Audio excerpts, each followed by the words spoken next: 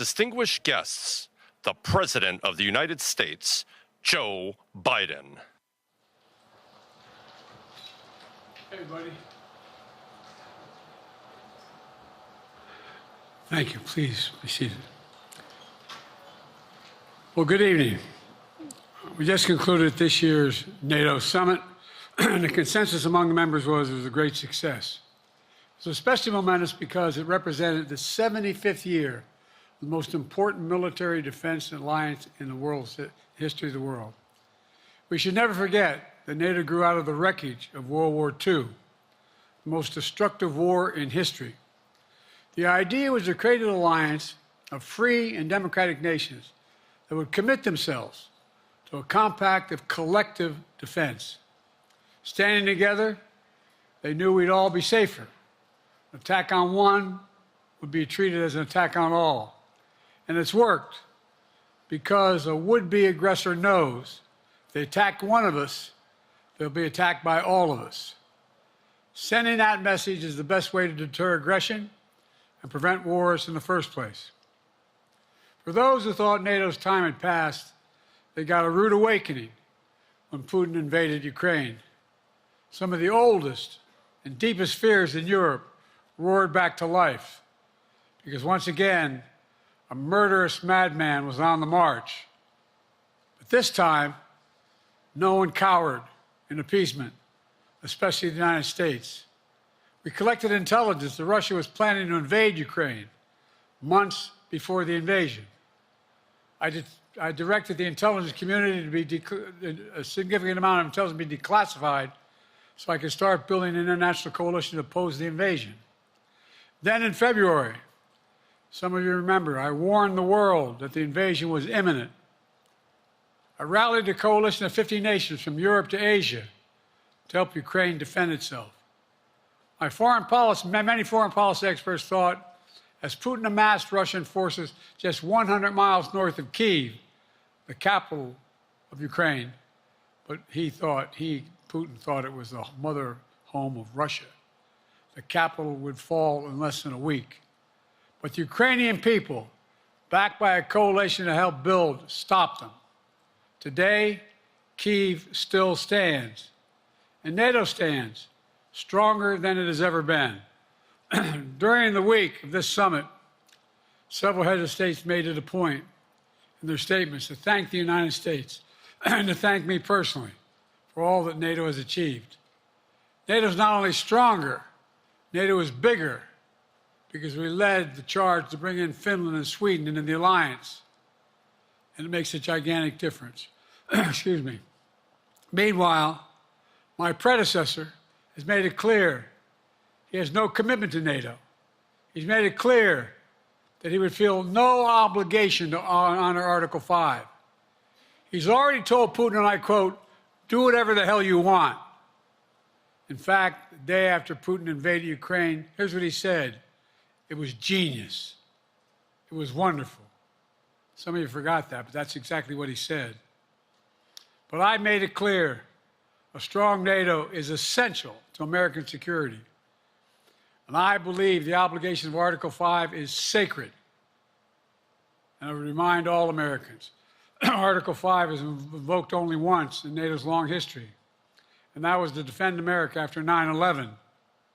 I made it clear that I will not bow down to Putin. I will not walk away from Ukraine. I will keep NATO strong. That's exactly what we did, and exactly what we'll continue to do. Now, the future of American policy is up to the American people. This is much more than a political question. It's more than that. It's a national security issue. Don't reduce this to the usual testament that people talk about, issues of being a political campaign. It's far too important. It's about the world we live in for decades to come. Every American must ask herself or himself, is the world safer with NATO? Are you safer? Is your family safer? I believe the American people know the answer to all those questions is yes. And I believe the American people understand that America is stronger because of our alliances. I believe the American consensus from Truman to Reagan to me still holds today. America cannot retreat from the world. We must lead the world. We are an indispensable nation, as Madeleine Albright wrote. Now let me turn to three other key issues. Just this morning, we had a great economic report showing inflation is down. Overall prices fell last month. Core inflation is the lowest it's been in 3 years. Prices are falling for cars, appliances, and airfares. Grocery prices have fallen since the start of the year. We're going to keep working to take down corporate greed to bring those prices down further. Meanwhile, Trump's calling for a 10% tariff on everything Americans buy, including food from overseas, vegetables, and other necessities. And economists tell us that that would cost the average American working family another $2,500 a year. It's a tax of $2,500 a year. Second, our efforts to secure the border, the southern border, is working. After Trump killed the bipartisan effort to secure the border, Republicans and Democrats had worked on, because he thought it would benefit me and make him a loser, Republicans walked away. So I took executive action last month. As a consequence, working with Mexico, border encounters have gone down over 50%. The current level is lower today than when Trump left office. Third, for months, the United States has been working to secure a ceasefire in Gaza, to bring the hostages home, to create a path for peace and stability in the Middle East. 6 weeks ago, I laid out a detailed plan in writing. It was endorsed by the UN Security Council, the G7. That framework is now agreed on by both Israel and Hamas. So I sent my team to the region to hammer out the details. These are difficult, complex issues. There's still gaps to close. We're making progress. The trend is positive, and I'm determined to get this deal done and bring an end to this war, which should end now. Let me conclude where I began. We're the United States of America. We are the indispensable nation. Our leadership matters. Our partnerships matter. This moment matters. We must rise to meet it. With that, I'll take your questions. I've been given a list of people to call on here. Reuters, Jeff Mason.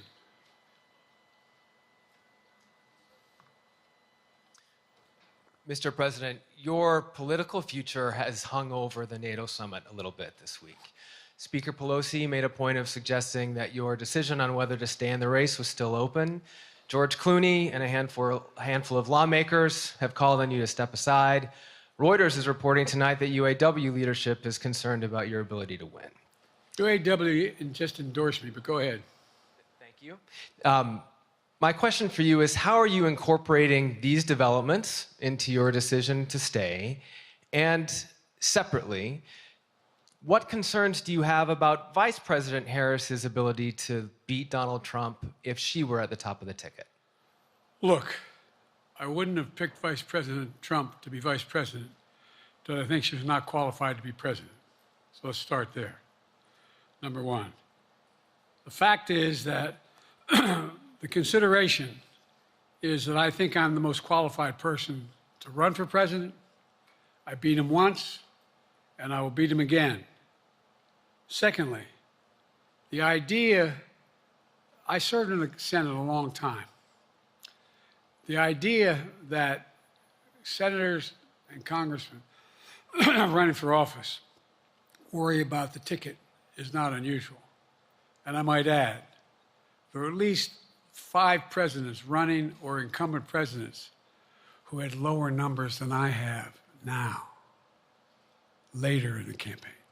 So there's a long way to go in this campaign. And so I'm just going to keep moving.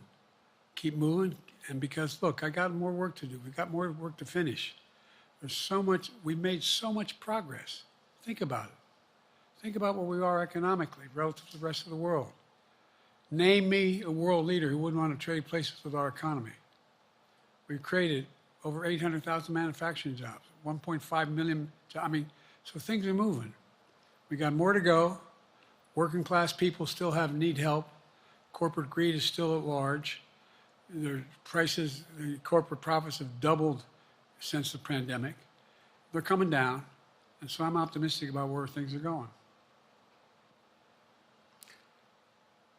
Danny Kemp, AFP. Thanks. Thank you, Mr. President. I wanted to ask you about you mixed up Presidents Zelensky and Putin earlier today. And you now have sort of your key allies, including the British Prime Minister, the President of France, the German Chancellor having to step in and make excuses for you on that. Officials here are saying off the record that your decline has become noticeable. Hasn't this now, frankly, become damaging for America's standing in the world? Thank you. Did you see any damage to our standing in my leading this conference? Have you seen a more successful conference? What do you think? And the Putin piece, I was talking about Putin, and I said, and now, at the very end, I said, Putin. I said, no, I'm sorry, Zelensky. And then I added 5 other names. Look, guys, the idea anybody suggests that we haven't had an incredibly successful conference. How many times did you hear in that conference, I know it sounds too self-serving, but other leaders, heads of state, in thanking me, saying the reason we're together is because of Biden, because Biden did the following. Look, folks, this is, well, anyway, I thought it was the most successful conference I've attended in a long time, and find me a world leader who didn't think it was. Next one, Nancy Cordes, CBS. Thank you, Mr. President. You mentioned other instances in history where presidents have faced a challenge, but what makes this moment in history so unique is that it is not your enemies who are calling on you to reconsider your decision to stay in the race. It's your friends, supporters, people who think you've done a great job over the past 4 years. Have you spent time thinking about what it would mean for your legacy, which you've worked decades to build, if you stay in the race, despite the concerns that voters say they have, and you lose to someone who you yourself have argued is unfit to return to the Oval Office? Well, look, I'm not in this for my legacy. I'm in this to complete the job I started.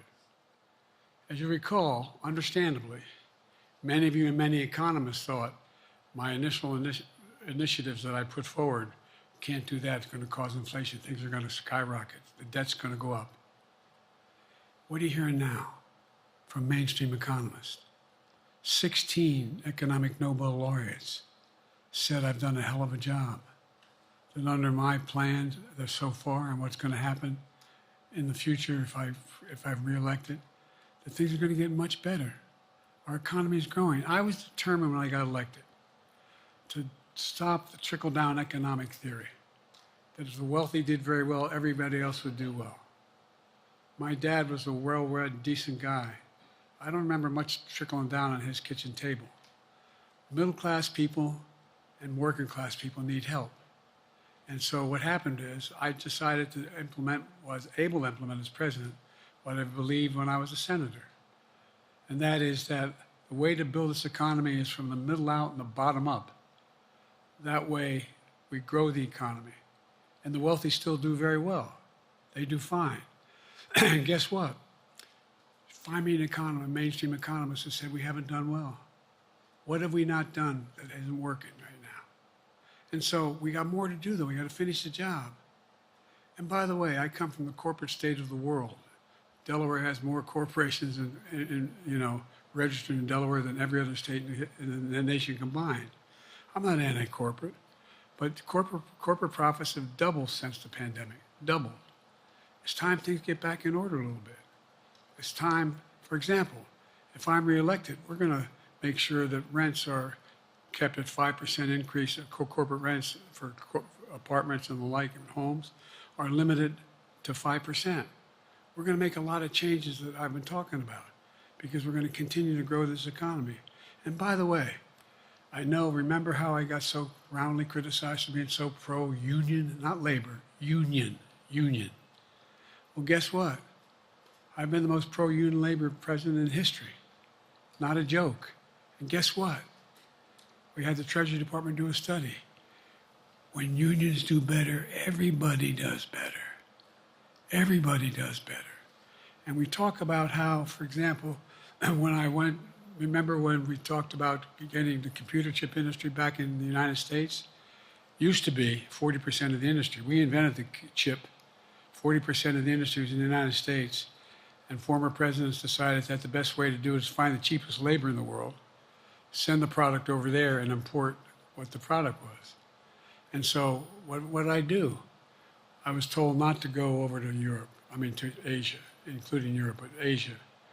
And I remember going to South Korea, convincing them to invest $20 billion in the United States to build computer chip factories. And I asked why when they finally decided to do it.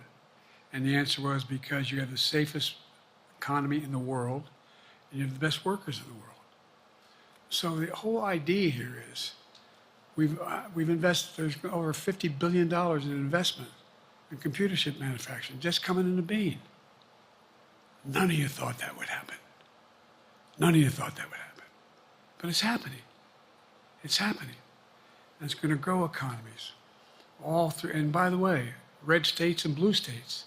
Matter of fact, there's as much in red states as in blue states. I've made no distinction. So my generic point is that the idea that we can't continue to build and grow the economy, make it fairer. And like I said, from my standpoint, when the middle class does well, that's when the whole economy grows. The poor have a shot, the wealthy do well, but the wealthy got to start paying their taxes. As a follow-up, sir, you mentioned that your Vice President Kamala Harris would be ready to serve on day one. Can you elaborate on that? What is it about her attributes and her accomplishments over the last 4 years that make her ready to serve on day one if necessary? First of all, the way she's handled the issue of freedom of women's bodies to have control over their bodies. Secondly, her ability to handle almost any issue on the board. This was a hell of a prosecutor. She was a first-rate person, and in the Senate, she was really good. I wouldn't have picked her unless I thought she was qualified to be president. From the very beginning, I made no bones about that. She is qualified to be president. That's why I picked her. Felicia Schwartz, Financial Times. Thank you, Mr. President. Presidency is the most straining job in the world, and it's 24/7. How can you say you'll be up for that next year, in 2 years, in 4 years, given the limits you've acknowledged that you have today? The limits I've acknowledged I have? There's been reporting that you've acknowledged that you need to go to bed earlier and your evening around 8. That's not true. Look, what I said was, instead of my every day starting at 7 and going to bed at midnight, it'd be smarter for me to pace myself a little more. And I said, for example, the 8, 7, 6 stuff, instead of starting a fundraiser at 9 o'clock, start at 8 o'clock. People get to go home by 10 o'clock. That's what I'm talking about. I'm not talking about, and if you look at my schedule since I made that stupid mistake in the campaign, in the debate, I mean, my schedule has been full bore. I've done, where's Trump been? Riding around in his golf cart, filling out his scorecard before he hits the ball? I mean, look, he's done virtually nothing. And I have, I don't know how many, don't hold me to it, roughly 20 major events. Some with thousands of people showing up. And so I just think it's better. I always have an inclination, whether I was playing sports or doing politics, just to keep going, not stop. I just got to just pace myself a little more. Pace myself. And the next debate, I'm not going to be traveling into 15 time zones a week before. Anyway, that's what it was about. That's what it was about. And by the way, even with that, I love my staff, but they add things all the time, at the very end. I'm catching hell from my wife for that. Anyway. I'm sorry, Zeke Miller, Associated Press. Thank you, Mr. President. Two questions for you. First, on the NATO summit, President Zelensky, in your meeting with him, he pressed you to lift your limitations on the Ukrainian use of American weapons, saying that, in his public remarks afterwards, saying that Ukraine cannot win the war unless those limitations are lifted. Are you reconsidering your position on that? And then secondly, following up on Felicia's question there, leaders of your own party have said that they're not worried about that debate. They're worried about the next bad night and the bad night after that. How can you reassure the American people that you are up to the task and that there won't be more bad nights at a debate stage or somewhere else? First thing about Zelensky asking for the ability to strike deep into Russia.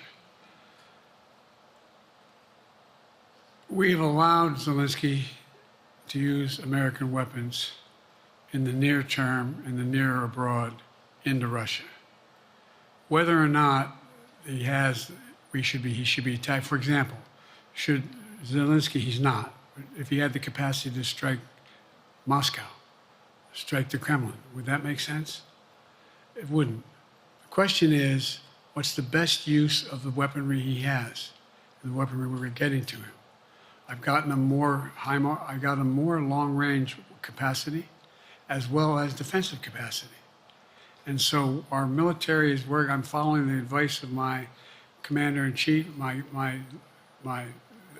chief of staff of the military, as well as the Secretary of Defense and our intelligence people. And we're making a day-to-day basis on what they should and shouldn't go, how far they should go in. That's a logical thing to do. Second question related to Bad nights, sir. How can you reassure the American people that you won't have more bad nights, whether they be on a debate stage or on some matter of foreign policy? Well, I tell you what, the best way to assure them is the way I assure myself. And that is, am I getting the job done? Am I getting the job done? Can you name me somebody who's got more major piece of legislation passed in 3.5 years? I created 2,000 jobs just last week. So if I slow down, I can't get the job done. That's a sign that I shouldn't be doing it. But there's no indication of that yet. None. Who I got here?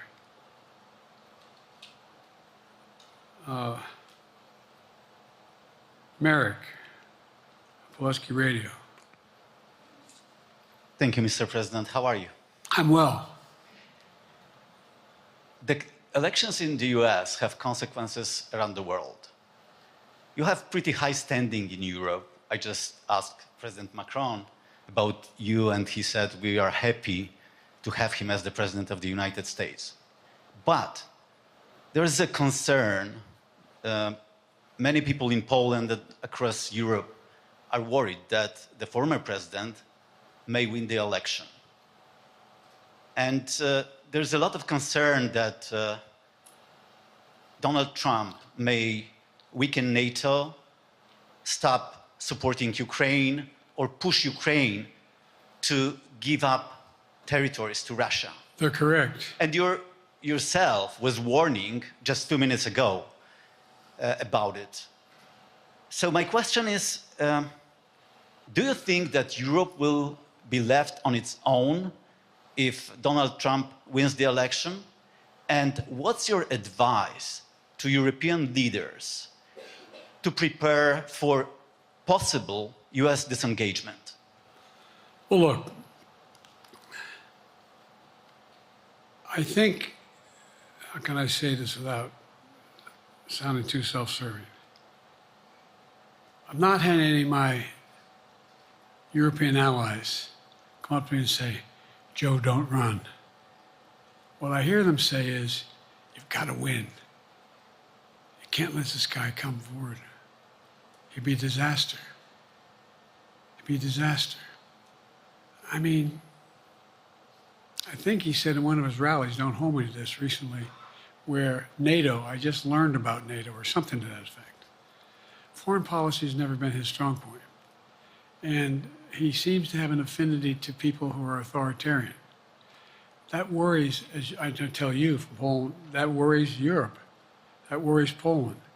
And nobody, including the people of Poland, think that if he wins in Ukraine, he's going to stop in Ukraine, that that's going to be the end of it. And so what I can say is, I think I'm the best qualified person to do the job, to make sure that Ukraine does not fall, that Ukraine succeeds, that the European alliance stays strong. You may recall, no one was talking about Finland joining NATO. I remember talking to Putin right after we got elected in Geneva, and he was talking about what we should do. We couldn't be in Eastern Europe, et cetera. And I said, you're looking for the Finlandization of Ukraine. I said, you're going to get the NATOization of Finland. And about 4 weeks later, I got a call. That's not true. Probably 5 months later, from the president of Finland, could he come and see me? In my office, I invited him to the Oval Office. We sat down and talked. He said he wanted to join NATO. Could I help? And I did. It wasn't automatic. And then I got a call from the Swedes. I beg your pardon?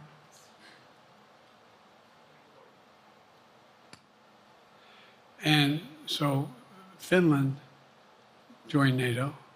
800-mile border is a significant, and they were already allies, but they weren't part of NATO. And you heard, I think you heard, maybe, I can't recall whether he said it publicly in our closed meeting, but he wouldn't mind it being repeated. He said, we decided in Finland, the people of Finland decided they had to be part of NATO. It was in our interest because of the joint ability to be together, to dissuade any attack on Finland. And the same thing with Sweden. It took a lot of selling to some folks, particularly in Turkey and other places, to agree to the expansion. But it expanded. And we're a hell of a lot stronger because of it. We're more secure because of it. And by the way, I was able to get 50 other nations, 50, to support Ukraine. 50.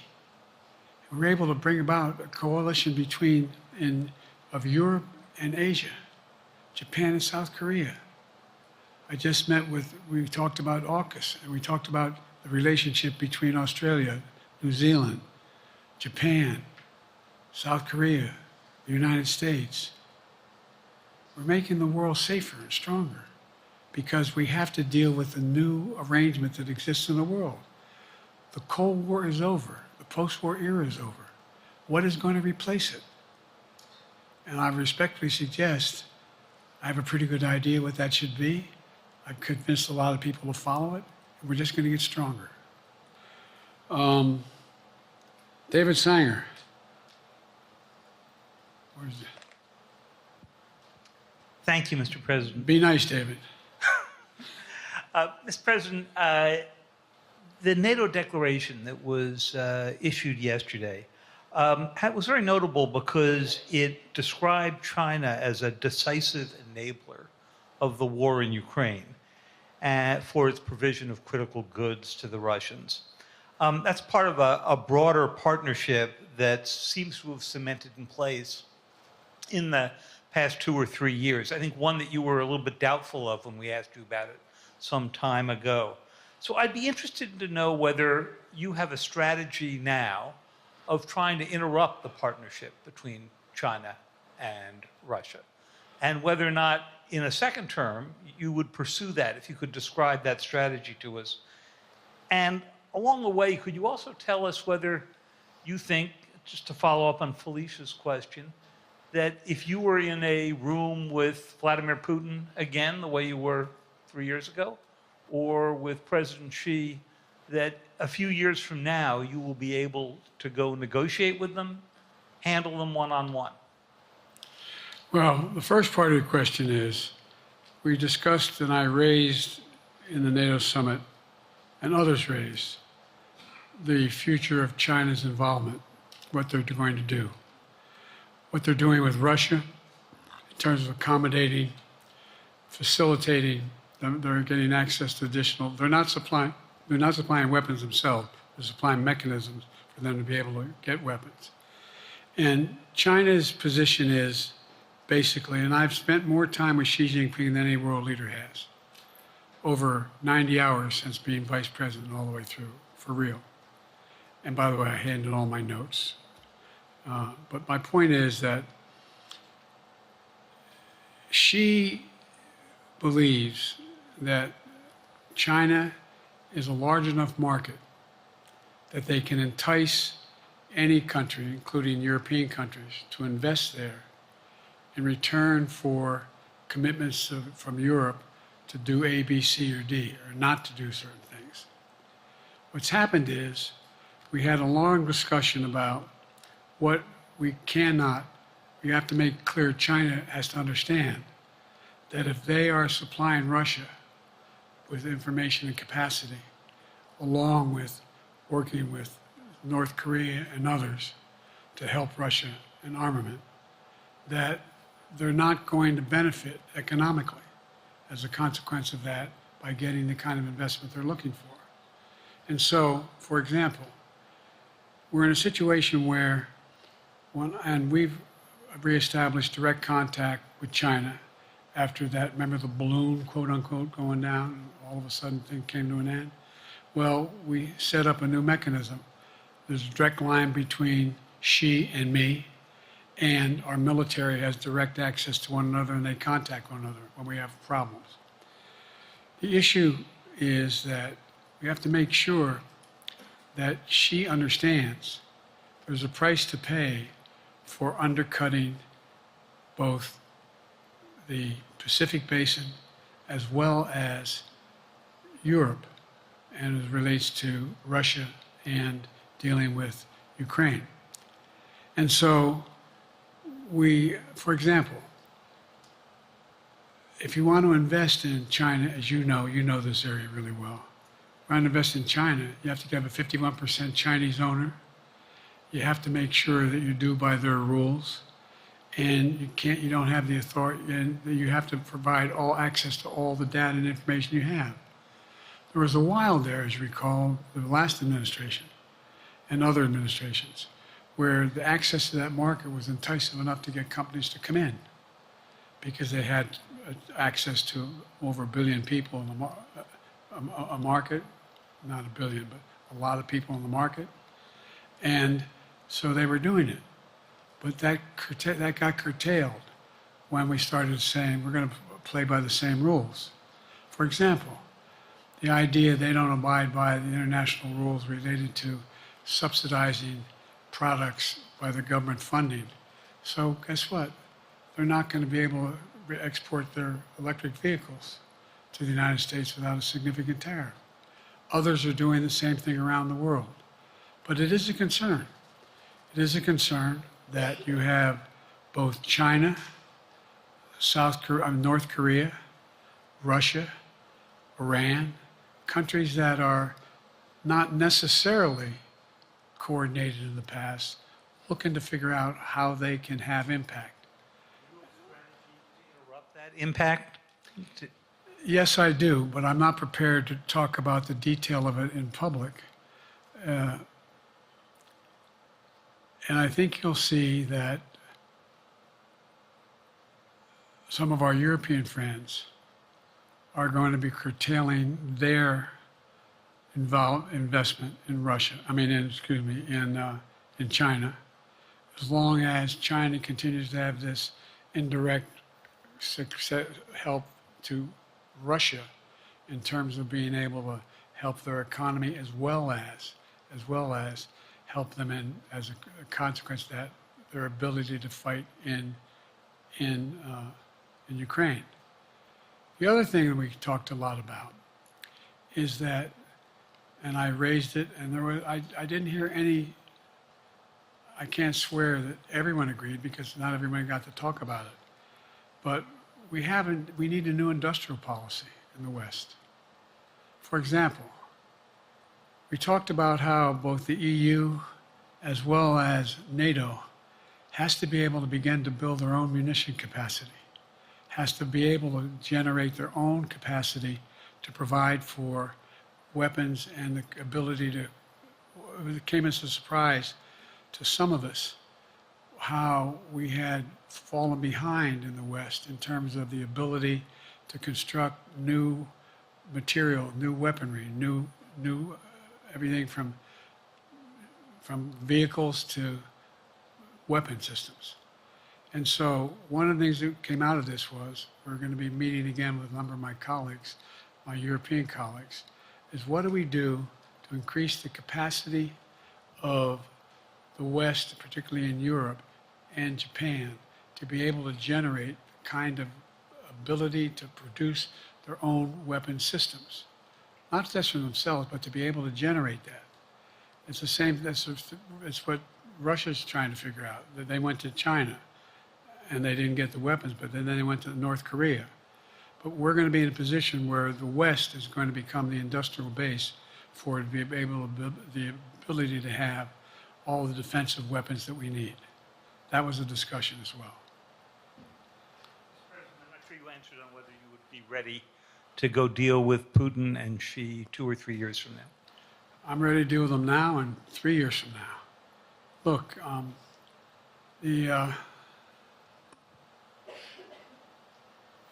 like I said, I'm dealing with Xi right now and direct contact with him.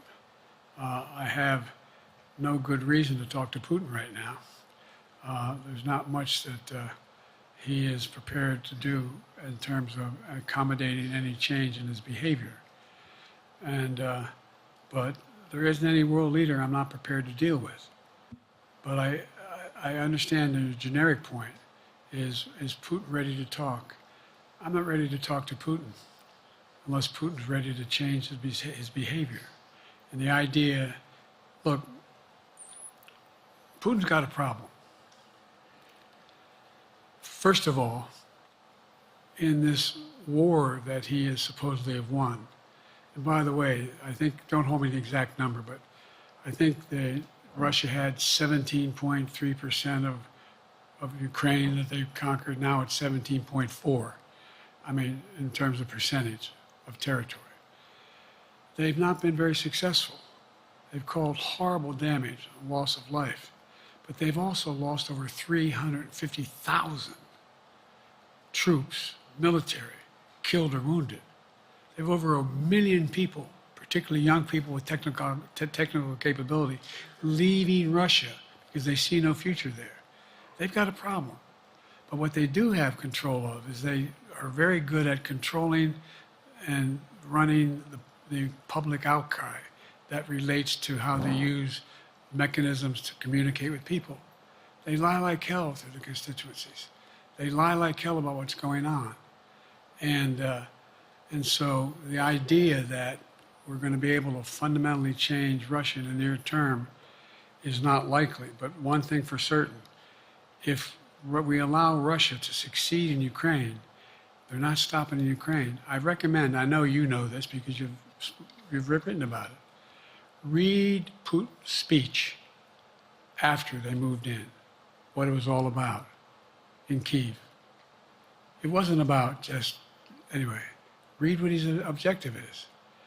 And anyway, but so I think that I'm prepared to talk to any leader who wants to talk, including if Putin called me and wanted to talk.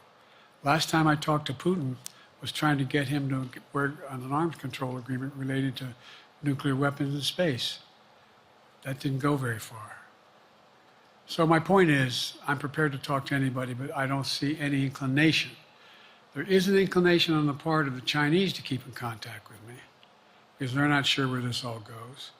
And look what's happened in Asia. We have strengthened the Asian Pacific area more than anybody else has. We just put together with, today I brought on, I asked our NATO allies that we bring on the group from the South Pacific, Australia, New Zealand, Japan, Australia. I already mentioned Australia. And I met twice now, I think, with the 14 leaders of the Pacific Island nations. And we've slowed down what's going on there. We've slowed down China's reach. But there's a lot of work to do. This is a moving target, and I don't take it lightly. Sam from NPR. Thank you, Mr. President. Asma Khalid with NPR. I have two questions. Earlier, you spoke about the ceasefire plan between Israel and Hamas. We're now looking at 10 months of war, and I'm curious if there's anything that you feel personally you wish you would have done differently over the course of the war. And then secondly, if I may, I wanted to ask you about your presidential campaign. I remember covering your campaign in 2020, and there was a moment where you referred to yourself as a, quote, bridge candidacy, a transition to a younger generation of leaders. I want to understand what changed. Two things. Let's go back to when you talked about would I have changed anything that's happening with Israel and the Palestinians and the Palestinian movement. The answer is, as you recall, from the very beginning, I went to Israel, but I also got immediate contact with al-Sisi in Egypt. I met with the King of Jordan. I met with most of the Arab leaders to try to get a consensus going as to what had to be done to deal with getting more aid and food and medicine into the Gaza Strip. And we pushed it really hard. And Israel occasionally was less than cooperative, number one. The Israeli War Cabinet, I've been dealing with Israel since Golda Meir. Some of the reporters around here come here all the time have heard me say this. The first time I met with Golda Meir, I sat across from her at her desk, and her assistant was Rabin sitting next to me. That's how far back I go. I know Israel well, and I support Israel. But this war cabinet is one of the most conservative war cabinets in the history of Israel. And there's no ultimate answer other than a two-state solution here. And so what was able to be done in terms of the plan I put together was it would be a process for a two-state solution. And we get the Arab nations to, particularly from Egypt all the way to Saudi Arabia, to be in a position where they would cooperate in the transition so that they could keep the peace in Gaza without Israeli forces staying in Gaza. The question has been from the beginning, what's the day after in Gaza? And the day after in Gaza has to be, the end of the day after has to be no occupation by Israel and the Gaza Strip, as well as the ability for us to get in and out as rapidly as you can, all that's needed there. I've been disappointed that some of the things that I put forward have not succeeded as well, like the port we attached from Cyprus. I was hopeful that would be more successful. But that's why when I went to Israel immediately after the massacres that occurred at the hands of Hamas, the one thing I said to the Israelis, and I met with the War Cabinet and with Bibi, don't make the same mistake America made after bin Laden. There's no need to occupy anywhere. Go after the people who did the job. You may recall, I still get criticized for it, but I was totally opposed to the occupation and trying to unite Afghanistan. Once we got bin Laden, we should have moved on, because it was not no one's ever going to unite that country. I've been over every inch of that, not every inch, the entirety from the poppy fields all the way to the north. I said, don't make the same mistake we made. Don't think that's what you should be doing, is doubling down. We'll help you find the bad guys, Sinwar and company. And all this criticism about I wouldn't provide when the weapons they needed. I'm not providing them 2,000-pound bombs. They cannot be used in Gaza or any populated area without causing great human tragedy and damage. But remember what happened when you had the attack on Israel with rockets and ballistic missiles. I was able to unite the Arab nations as well as Europe, and nothing happened. Nothing got hurt. It sent an incredible lesson to what was going on from the Middle East. So there's a lot of things, in retrospect, I wish I had been able to convince the Israelis to do. But the bottom line is we have a chance now. It's time to end this war. It doesn't mean walk away from going after Sinwar and Hamas.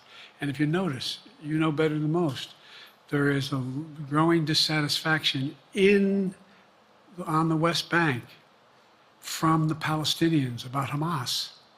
Hamas is not popular now. And so there's a lot of moving parts. I just have to keep moving to make sure that we get as much done as we can toward a ceasefire, and get those. And by the way, look at the numbers in Israel.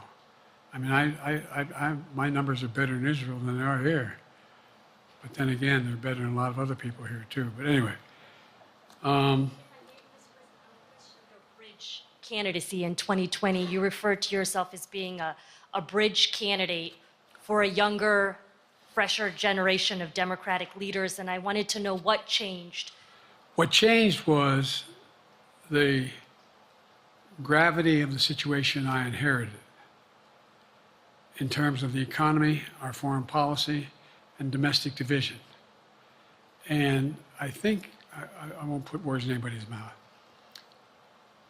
Most presidential historians give me credit for having accomplished more than most any president since Johnson and maybe before that to get major pieces of legislation passed. And what I realized was my long time in the Senate had equipped me to have the wisdom to know how to deal with the Congress, to get things done. We got more major legislation passed that no one thought would happen. And I want to finish it, to get that finished. If tomorrow, if we had a circumstance where there was a lineup and I hadn't inherited what I did and we just moved things along, anyway, it's going to change. Last question. Haley Bull, Scripps. Or no, Josh Weingrove, I'm sorry, was the next one. I'll do 2 more questions. Thank you, Mr. President. Many of your colleagues, Democrats on the Hill, are watching tonight as they assess what they want to say about your candidacy. I'm wondering how you're thinking of this right now. It seems like your answer is clear, but they're watching how things go tonight, tomorrow in Michigan, next week in Texas and Nevada. Are you thinking that way about how the next week or 2 goes would inform your... Am I using that way, you say? Are you thinking that way about how the next 2 weeks go? Will that affect your decision, or are you fully determined on running in November as the party's nominee? I'm determined on running, but I think it's important that I allay fears by let them see me out there. Let me see them out. You know, for the longest time it was, Biden's not prepared to sit with us unscripted. Biden's not prepared to, anyway. And so what I'm doing is, and I've been doing, I think we've done over 20 major events from Wisconsin to North Carolina to demonstrate that I'm going out in the areas where we think we can win, where we can persuade people to move our way, or people are already there. And here, look, the other thing is, we have the most extensive campaign organization of anybody's had in a long, long time. We have well over 1,000 volunteers knocking on doors, making phone calls, making tens of thousands of phone calls. We have headquarters, I forget exactly how many, I don't want to cite a number and then find out I'm off, but we have scores of headquarters in all the toss-up states. We're organized, we're moving, and that's awful hard to replace in the near term. And here's the other thing. I was in the Senate a long time. Very proud of what I've done in the Senate. I was chairman of the Foreign Relations Committee for a long time, and I was chairman or ranking member and chairman of the Judiciary Committee. I'm going to be going down to the Johnson Library. Anyway, I'm going to be going around making the case of the things that I think we have to finish and how we can't afford to lose what we've done or backslide on civil rights, civil liberties, women's rights.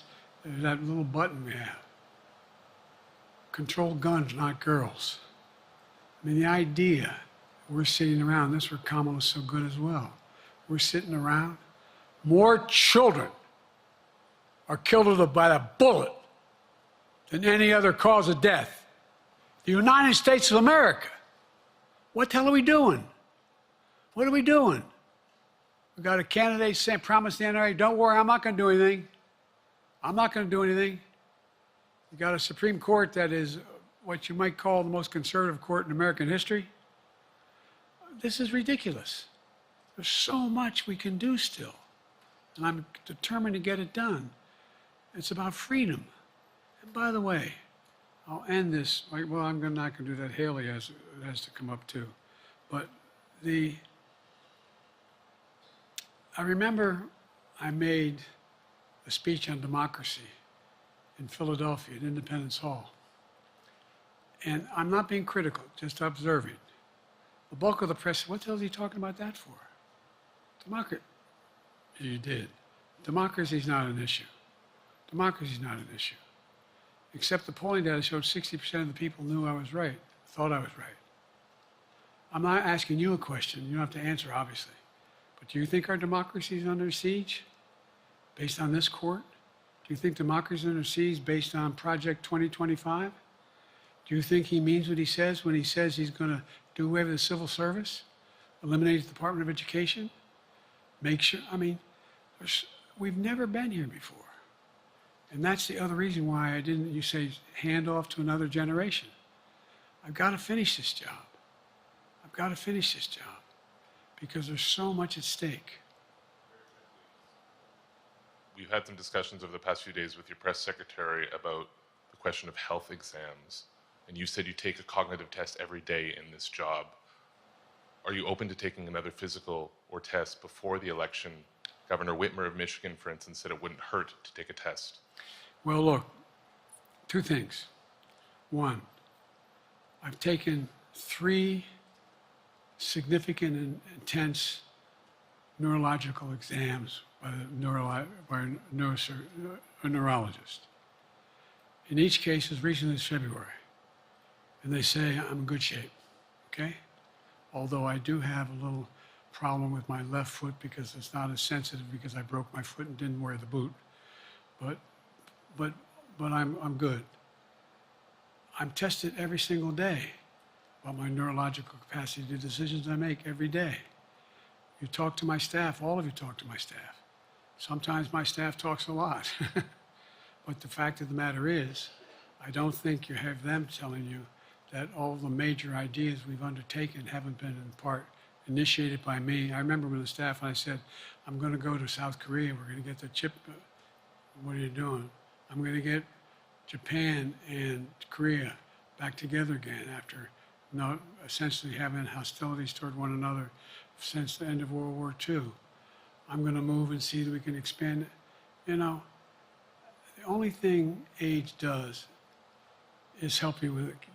Creates a little bit of wisdom if you pay attention.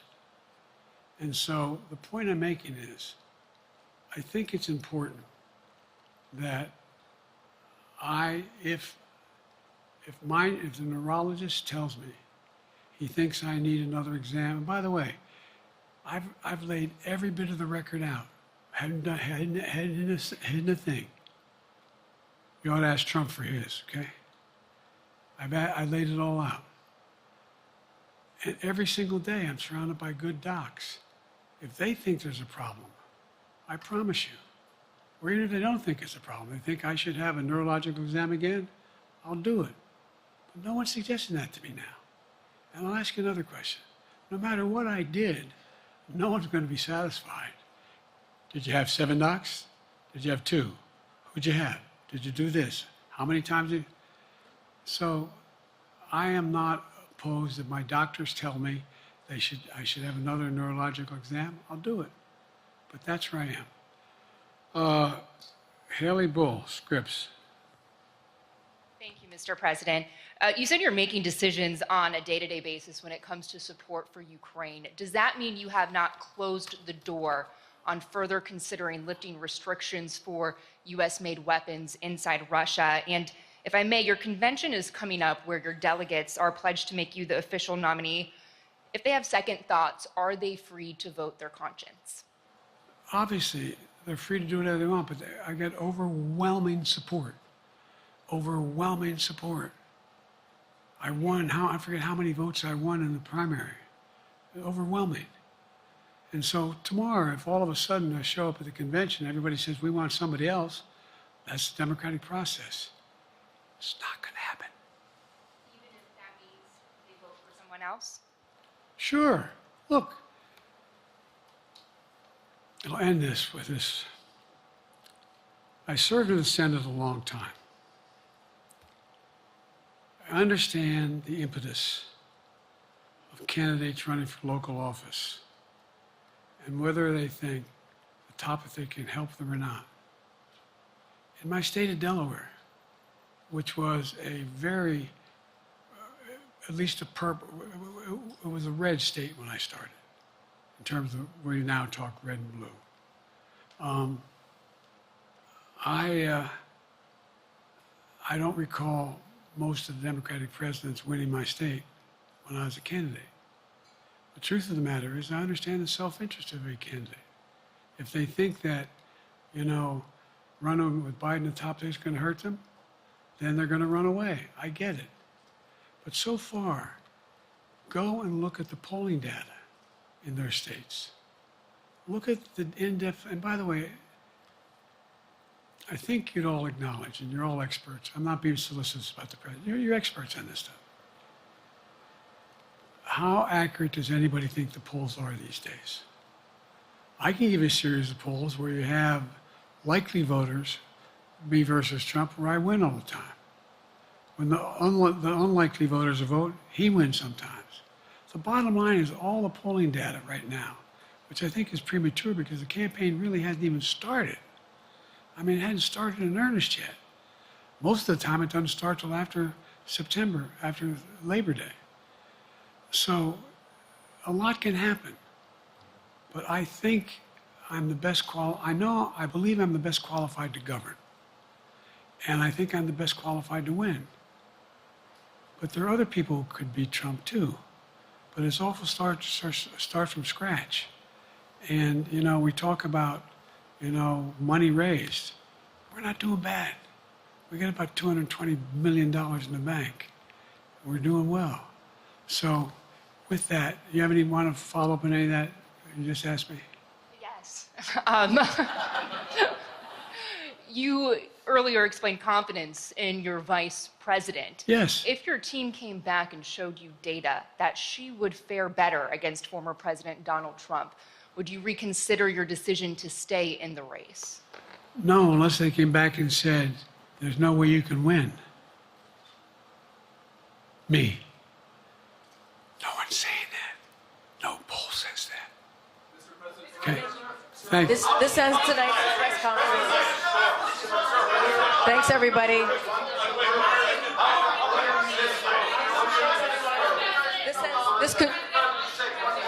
This concludes. Respectfully, earlier you misspoke in your opening answer. You referred to Vice President Harris as Vice President Trump. Right now, Donald Trump is using that to mock your age and your memory. How do you combat that criticism from tonight? Listen to him. This concludes tonight's press conference. Thank you, everybody. Thanks, everyone.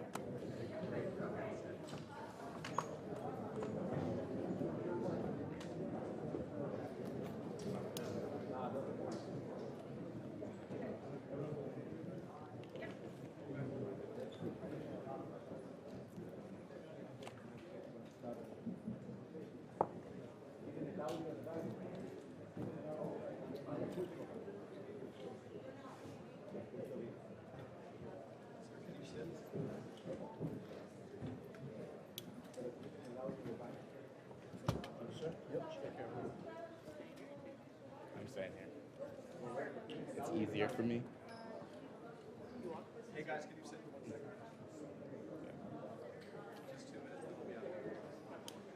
Yeah. So, I don't know how it's going to be getting through the barricades, but we'll figure that out. I think so. Yeah, exactly.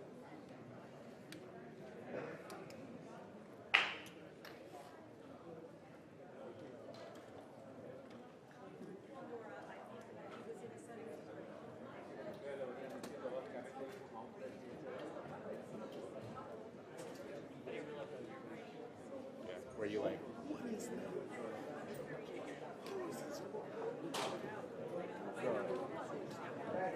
Huh? I have the white shot for showing everybody. Thank you for not pushing it over. Did you get good photos? I mean, pretty limited place to go. That's true, but you are also in the prime spot. That's true.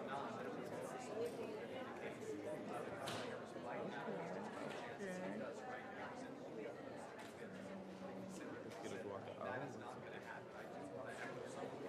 Oh, that's cool. I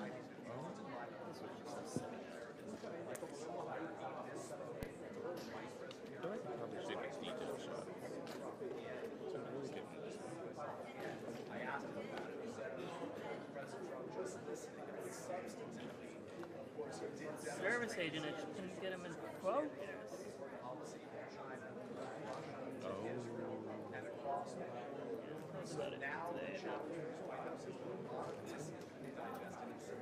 This is new though, you haven't done this before. So you just got that. I've done it. Still time. Never brought it out.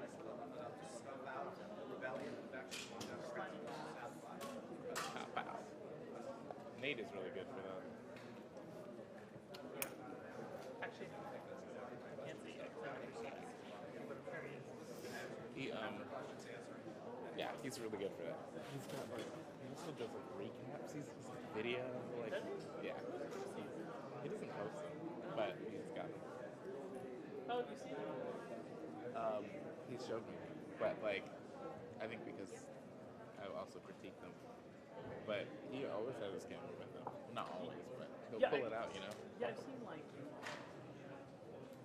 he'll definitely post something, or not post something. Every once in a while he does post something though. He'll post like a picture of like before an event or something like that. He never posts like. I've always wondered. So I guess I can't remember his setting up because I've seen him set up a camera that's not for hours. I think that's what happens when you've been here for so long. Everyone's just like, yeah. Yeah, he's doing his thing. Tenure does. That's what it does.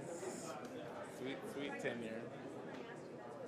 Now I have to figure out how to get out of this place.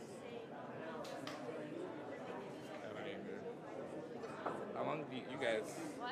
It's gonna be a late night for you. We got a break, or not all this stuff down, but we got a breakdown, back up, throw it in the truck, which I don't even know how to get to the loading dock. And then after that, take it back to base. Where's base? Okay. Joint base Anacostia Bowling. That's where our headquarters is.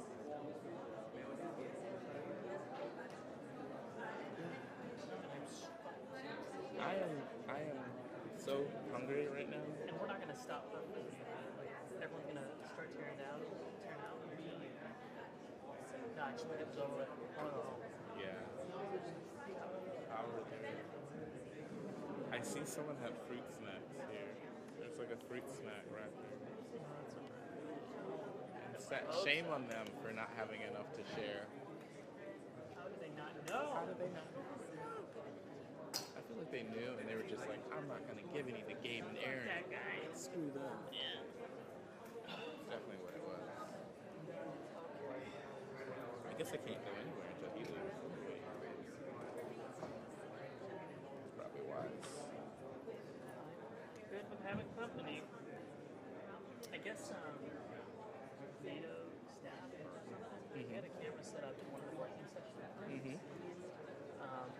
I didn't know about it, but it was. I guess we were doing something yesterday.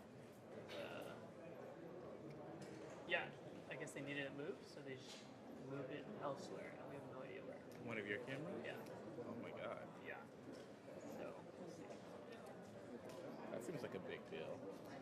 Completely. Just a little bit. Completely, you know, theoretically steal camera.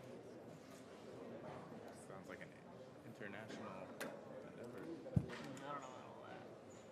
I'm not paying for it, though. Not signed out under my name. Do you guys have to sign out your cameras? No. So technically, I was about to say that's so intense. whenever, because we have a giant warehouse equipment, right? And every trip, there's like, we have designated pallets, pre-made pallets. So it's POTUS trip, there's a POTUS load, a B POTUS load, which is significantly smaller. But yeah, well, trip hits, whoever's in charge, so in this case would be Amy, she'll check out one POTUS load, she gets to the